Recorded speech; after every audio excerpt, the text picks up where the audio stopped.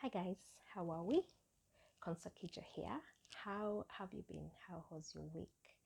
Um, it's so weird right now thinking about how my week has been because tomorrow I need to carry a lot of documents to be outside.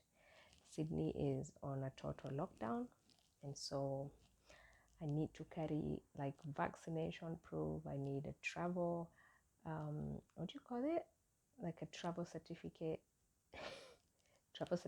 vaccination. You need your ID. You need it's yeah. I feel like a convict. Anyway, it's public health orders, so you have to comply. We're all in this together, so we are hoping that if we do the right thing, the sooner we do the right thing, well, if we do the right thing, the sooner we'll get out of this mess. Anyway, Consecutor here. I started this page. It's not just a page, it's also an initiative. Inspire YG, YG meaning young generation.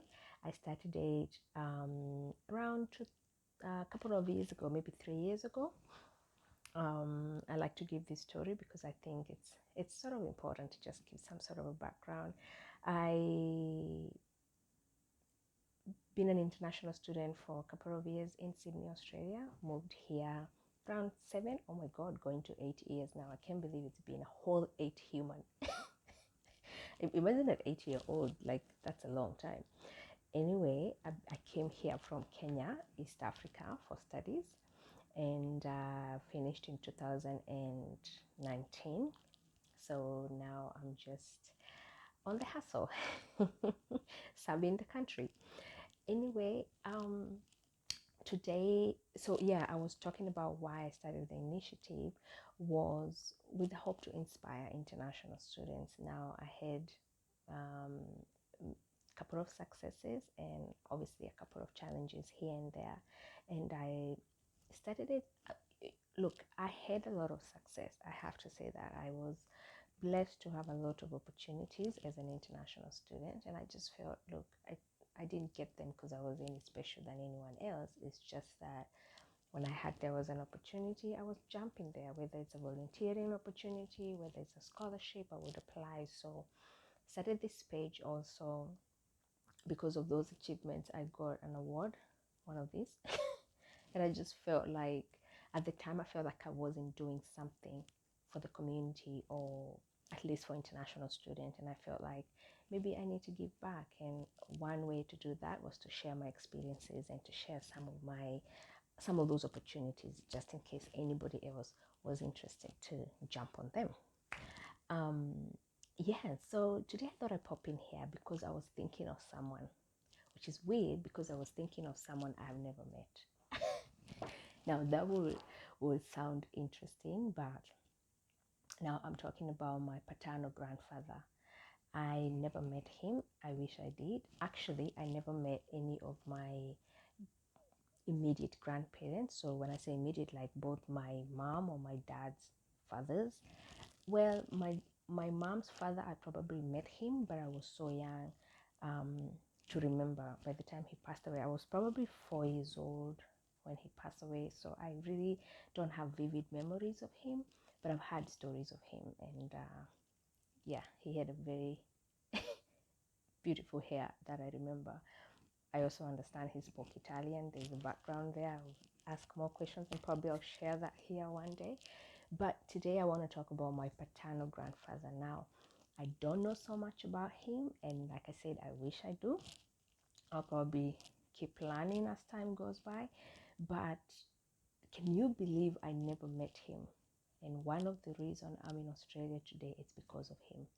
Now you'll be like, hold on, hold on, hold on. What are you talking about? What are you talking about? Okay, so let me backtrack a little bit. I made some notes because my memory is not all the way together today because tomorrow is Monday and I don't like Mondays. So I thought I'm going to title this topic today, or this story today, the importance of having good friends and friends who could come through, not just for you, but for your generations to come. Let me ask you, when you're deciding to make a new friend or when you're deciding to become a friend,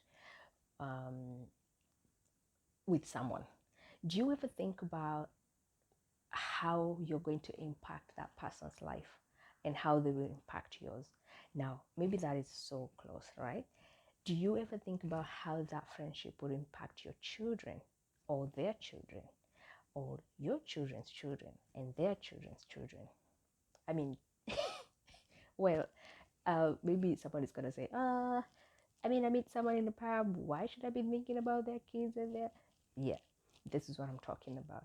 So I want to believe that my grandfather, when he was making friends in his early days or early years, or when he was coming up, he did not think that his friends will probably come through for his kids or his kids' kids, but it happened.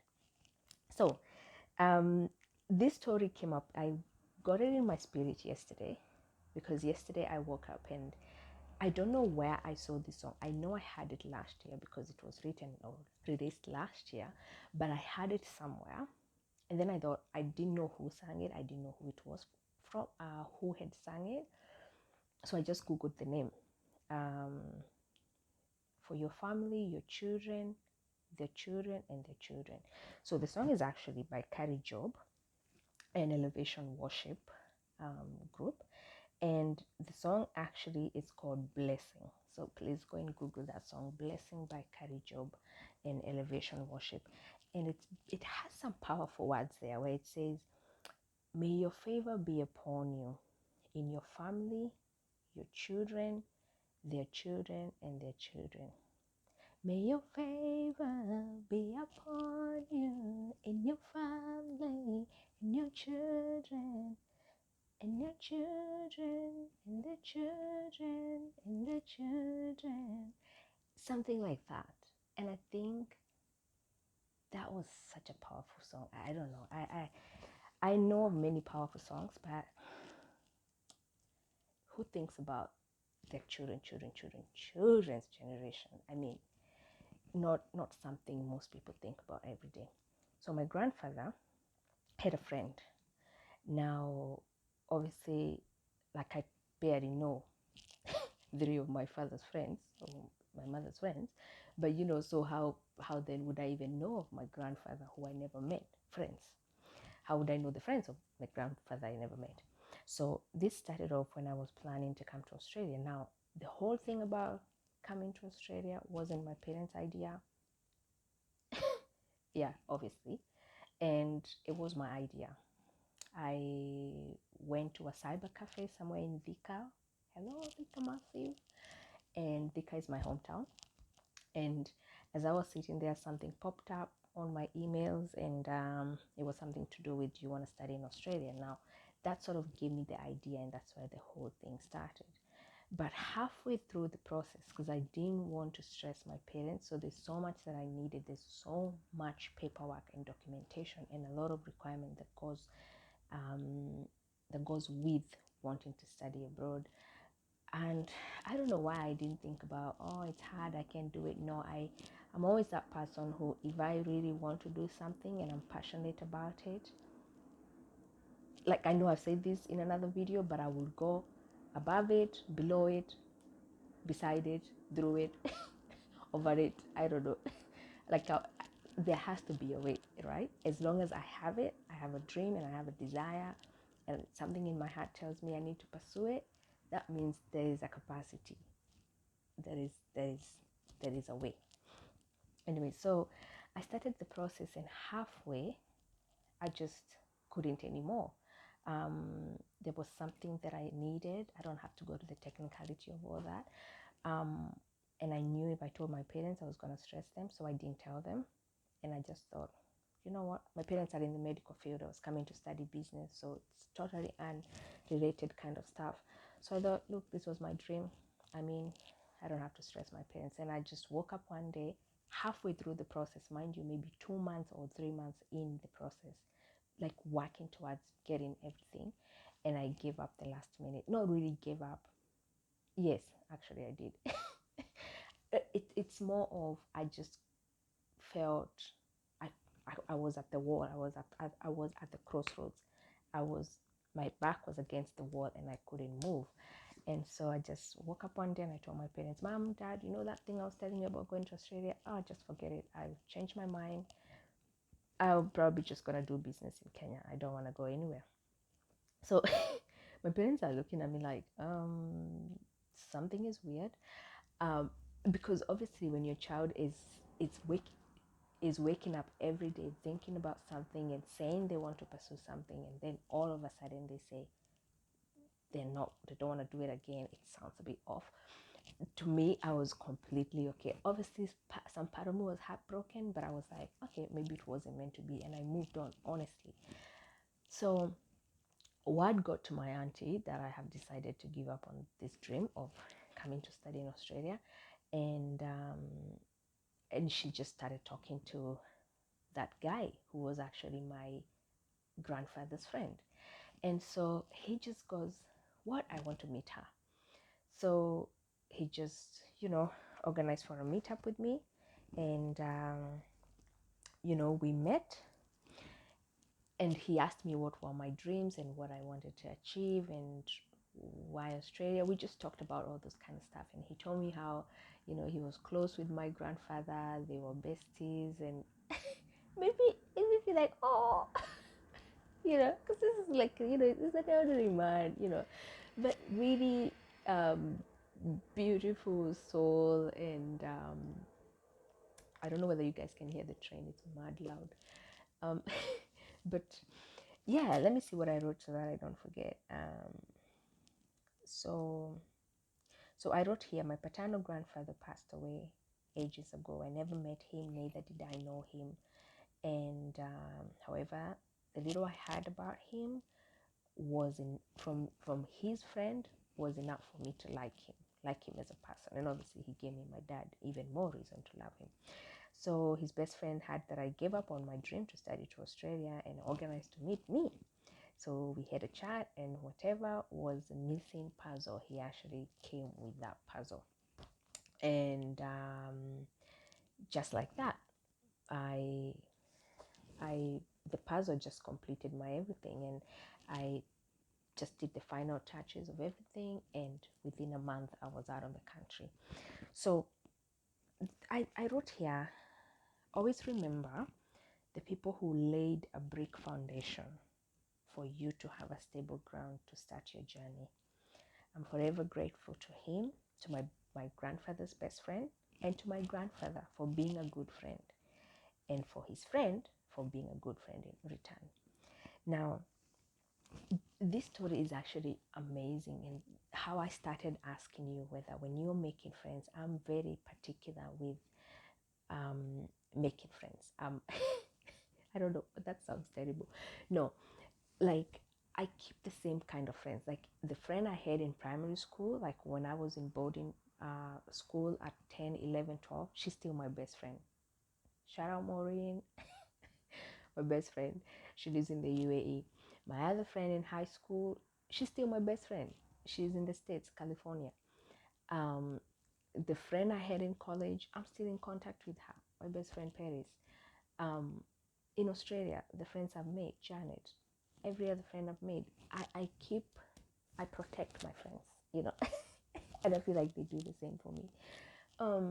But what I'm saying is, like my grandfather, in his absentia in his absentia physically in this universe, still came through for my dreams in a spiritual realm through his friend. It's so powerful. And I felt I shared this because I thought, I tell you, if you have grandparents, unfortunately now I don't have either of my direct grandparents. I lost my grandma in 2019. She was the only one left, my direct grandparents. What I mean is my maternal and paternal grandparents. So now I have no grandparents. But I valued both my grandmas. I would obviously do a couple of reflections on them as well. And I came to understand that both my set of grandparents actually valued education.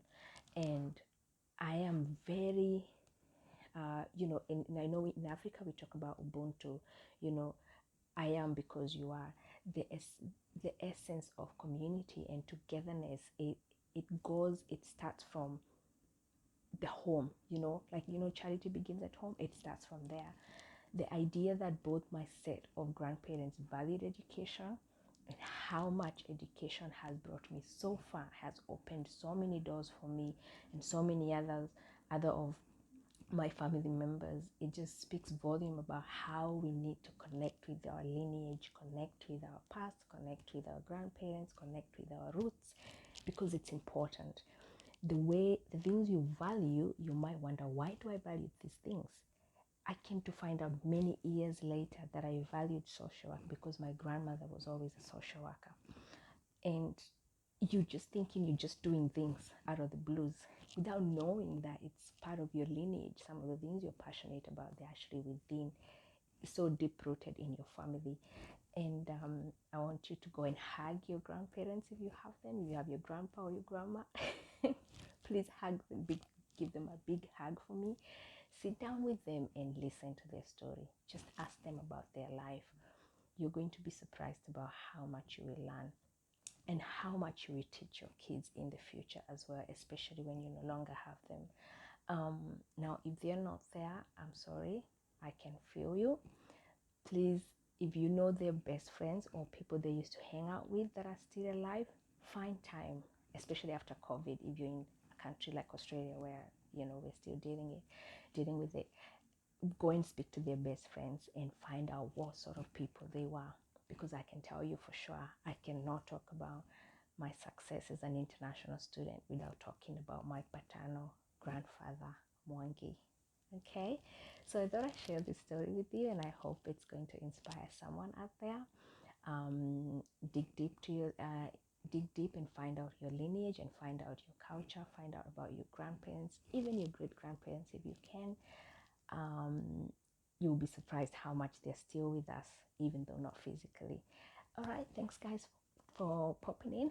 Please don't forget to subscribe. I share stories like this that come in my spirit, and God bless you, and take care of yourself, please, if you're still on lockdown or something like that. And until the next one, bye.